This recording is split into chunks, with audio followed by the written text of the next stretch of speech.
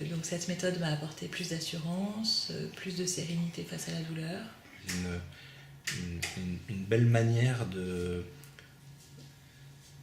d'expliquer, de redéfinir le couple en fait dans sa complémentarité. Quelque chose qui pour nous reste une naissance super forte parce qu'on ne s'attendait pas à ça, parce qu'on n'a pas envie de césarienne, parce qu'on avait envie d'un lien un peu différent et la possibilité de le vivre différemment. Et en fait, honnêtement, ça a été une super naissance parce qu'on a retrouvé des repères, parce que moi j'avais ce repère fort de naître enchantée qui était super important pour moi, ce lien en fait mélodique qui était nécessaire en fait. Et s'il y a une seule certitude, c'est qu'il est vraiment né enchanté. Je pense que d'avoir réussi cet exploit, entre guillemets, parce que moi j'estime que c'est un exploit, hein, à mes yeux en tout cas, c'est un peu comme une sportive qui aurait atteint un stade, un niveau qu'elle se serait fixé.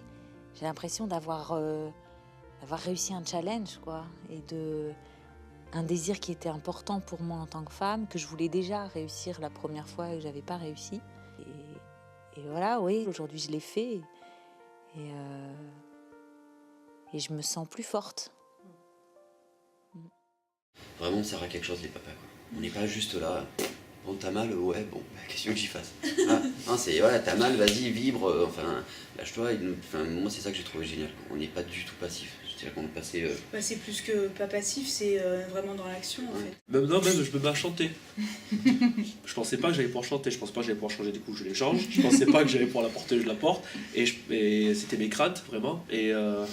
Et je me mets à chanter, donc c'est-à-dire de la vibration, je me mets à chantonner des petites chansonnettes, voilà, je me surprends moi-même à faire tout ça. Si j'ai un conseil à donner à tous les messieurs à cette formation, c'est vraiment que cette formation devrait être vraiment généralisée. Je t'ai dit, Magali, pour moi, ça devrait limite être obligatoire pour tous les garçons, parce que ça permet vraiment de créer un lien.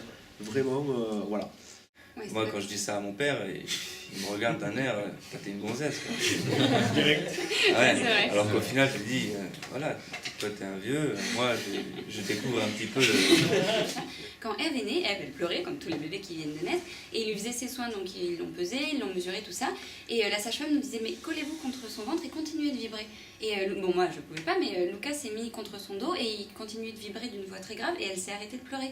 Et en fait, on a vu que même à la maison, en fait, quand les premières fois qu'elle est sortie du bain, elle hurlait, c'était affreux, on vibrait ensemble dans la salle de bain qui est en plus petite, et en fait elle se calme tout de suite. Et c'est un peu miracle quand ça lui rappelle. Quand vraiment elle part dans tous les sens, on se met ensemble, ou même moi je la prends, je la change, ou je me mets à vibrer et... Bébé.